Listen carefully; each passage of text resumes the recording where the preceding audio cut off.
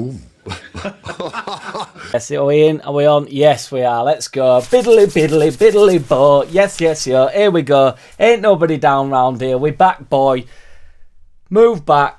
You know what time it is. Get that badger in and on and over here. Clock watchers are in. We've got plenty of shit to rattle through. Quick shit vid. Here we go. Got a couple of quick shout outs to do. I went live yesterday. Got a few new members. Shout out to Ming59 for always pulling them members in.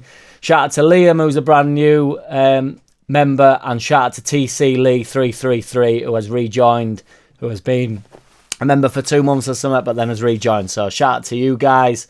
Appreciate everybody that tuned in for the live yesterday. It's much appreciated. Cannot believe that we sit there for an hour and 40 minutes, have a couple of San Miguel's. We're not here for that though. You know what time it is. The badgers in, the badgers on, the badgers over here. The curse of the international break. What we all saying. Quite a long interview from Faki today, which was good because it's, you know, past couple of interviews have been quite short, but I just think it's with games being sort of like thick and fast. He mentioned that he'll have opportunity to have 2 training sessions with him this time, which is good because obviously the last international break was sort of like haphazard, wasn't it? So we just sort of slammed everybody in and then we had to go. He said everybody's come back without injury that went away on the international break. Aronson got ill while he was away but missed a game for USA, which has ended up being all right for us really because, you know, I know Lockie were concerned about how many minutes he were playing in general, which is, you know, it is true. He's playing every minute of every game, more or less, isn't he? And he puts in a proper shift. So it's not a bad thing for him to catch a bit of cold and then, you know, not play too many 90 minutes. So that's a good thing. We will be without Schmid. So my man on Twitter that's desperate for him to come into the team for no real reason, just because he had a 6-minute cameo. He's had a hernia. So he won't be available for the next game. He might be available. We've obviously got games coming thick and fast, but they did it straight away in the international break. So that should be his 2 weeks should be up, sort of start of next week. So he should be back in training at least. Wobber played 90 minutes. Wobbling Webber. He played 90 minutes, which Farke wasn't over the moon about. To be fair, he sort of mentioned, you know, we didn't really want him to have 90 minutes. He said that his injury, his knee or whatever had flared up slightly, but, you know, he seems to be all right. So in the grand scheme of things, it's good that he's got 90 minutes under his belt. Ramazani, obviously there was some photos on Instagram of him potentially making a comeback or, you know, or getting back on the training pitch, because it was just a photo of his boots, basically suggesting that he was back in training, boy. And he might be a possibility to be on the bench over the next 3 games. Obviously, we've got 3 games in 6 days, which is kind of annoying, but I also love it. But, you know, it's just like, you know, when you sit there and there's nothing happening for 2 weeks, more or less, best part of 2 weeks, and then we've got 3 games in 6 days. But I kind of like it when it's worth the wait when the games are flying in, and it gives us opportunity to either get some points on board or get over a bit of a crazy result, which I'm hoping in the next 3 games, you know, thick and fast, get 9 points. I think we could be top. We've got Swansea Sunday, obviously Luton on Wednesday at home, and then Blackburn away on Saturday again, and then we've got a week off till the next game, which is, you know, 3 games in 6 days. Get some points in, nice week break, get the rest in, and then, you know, then we run away with league, then, don't we? He stays well away of anything when he's asked about the board, like spending money or anything. Nobody really mentioned about January, but I do think we'll be making an acquisition in January. I think the board they won't want the same thing to happen last year where we sort of ran out of steam. So I do believe they'll be pushing for a player or 2 to come in and just sort of, if at worst, sort of just refresh the squad a little bit, keep it moving, keep it grooving. People are saying we need a centre forward, which sparks the conversation about who starts up top on Saturday. On Sunday, 3 o'clock kickoff against Swansea. I personally think he'll go with Parisley, which I think he should do on my man Joe Depp's point. If he gets 20 goals this season, who cares what else he does? I think Joseph's good off at bench. I know people are saying Parisley's good off at bench, coming in getting the goals, but I just think Peru gets a chance in first 30, 40 minutes. First 60 minutes, I think he scores, you know, so it's just one of them things. Whereas I feel as though it's more risky sort of constantly asking him to come off the bench and make that impact. He said not much info on Gruev. He didn't really mention Gruev, but with he mentioned him, but he didn't elaborate on how we were getting on in terms of his recovery. But he said that it'd be middle of December for Ampadu he's in final stages of his rehab. It might be the case where we can get him sort of on the pitch because he'll want a couple of weeks in training once he's fully back, before he starts him, or before he certainly. I mean, he might feature towards the middle of December. Basically, he might come off at bench, which would be mint to have him back. It'd be like a signing, especially when them games start coming as they do, thick and fast all the way through the year. But December's like a bit of a crazy time, and all lads get a bit nippy, don't they? All muscles and that get a bit cold. Swansea obviously sitting 11th. We're currently 3rd. Sunday game's always a bit of a weird one, 3 o'clock kick-off, but their form, their last 5 games, they've drawn, lost, won, and lost. So they got beat to Burnley, but they beat Watford. I mean, Watford are hit and miss. It's very much going to be like this in this league, isn't it? As we all know, they beat Oxford, but then lost to Millwall. I think they drew with Sheff Wednesday. They've only had 3 goals in them games, and they've conceded 3 goals in them games. Our form is 1 drawn, 1 lost, 1. So we're not, that you'd rather that be win, wouldn't you? Like Sunderland, and although Sunderland are drawing a lot of games recently, I think they've drawn 3 on bounce. So we're all sort of, again, nobody wants to run away with league. We beat them 4-0 away from home last time, so obviously you take that, wouldn't you? That'd be a real sweetener to just sort of put somebody to the sword a bit, and then we can maybe bring a few lads off towards in second half. Everybody, fucking make some substitutions, Farker, you bottle job. Fucking earn your money, you bastard. Be interesting to see who ends up as the wingers. 'Cause obviously with Ramazani coming back, we've got Nonto, James, Solomon and Ramazani.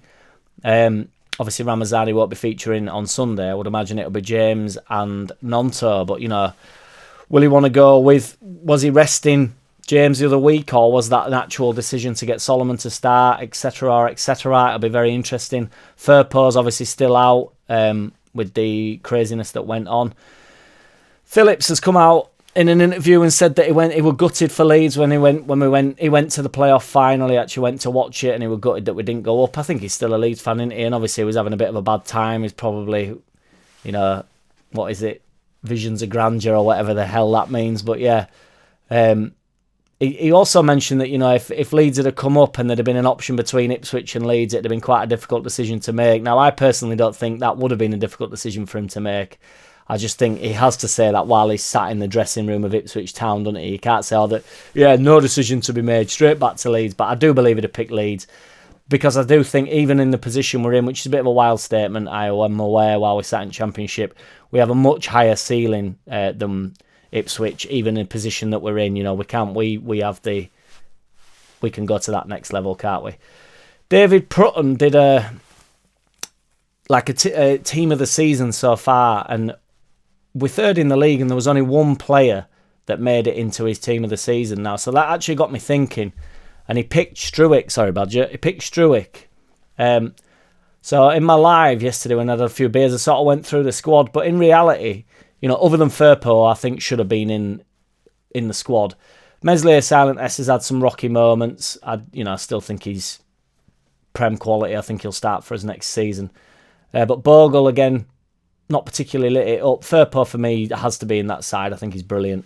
Struick, I think that's fair enough that he's in there. Rodon, I think there's possibly an argument for him to be in there. Tanaka and Rothwell haven't played enough. That's the only thing I would say about that, even though Tanaka looks the absolute man. He hasn't played enough. Ampadu and Gruev, same thing. They've got an injury. You can't really get them in.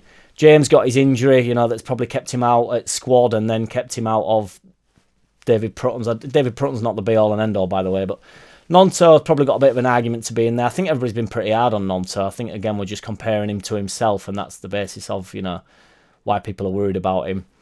Ramazani's not played enough. Peru's not played enough. He's got enough goals as Peru, but, there's probably only 1, 2 obviously can go up top, so, he's not going to get that. Joseph's not going to get that. Bamford's obviously not going to get that. Solomon, I don't know if I've mentioned, but he's not played enough. Aronson's not... I really like Aronson, really well played throughout, but, if he were like a central midfielder, I think he probably gets into the squad, but being that attacking midfielder, he's not going to walk into the team of the season so far. But, boys and girls, I will take that as a massive positive. I think as ridiculous as that sounds, that's all good. We are going to go on this mint run, and when we go on this mint run, every single one of these players is going to walk into that side. We have the best team in the league. We have the best squad in the league. We will be top of the league before Christmas. and possibly even at the end of this week if results go our way. If we get 9 points in the next in the next 8 days, with 3 games within 6 days, I think I reckon we could be top at league, and then the videos will be thick and fast themselves. I'm going live on Sunday for the game. I'm Just Joe's competition, and I just want to end on something that Glenn KAMARA said. He had an interview and he said it was bittersweet leaving Leeds. We were very close to going up. We probably should have gone up automatically. It was a tough one to take, losing in the playoff final. I was only there for a year, so moving on so fast was a bit of a weird one.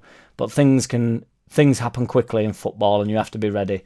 Some players have moved on, including me, but I think Leeds have a good chance of going back up to the Premier League. One of them, like with KAMARA, I think he'll have enjoyed his year here, got a taste of it, he's moved on.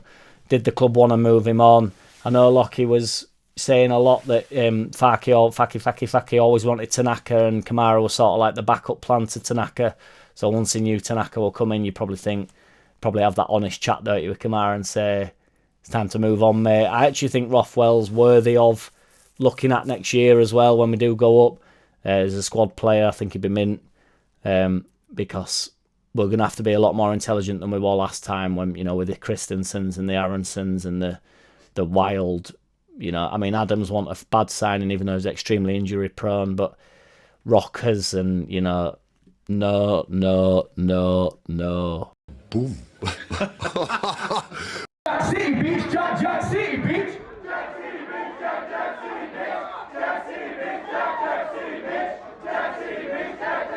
Hey!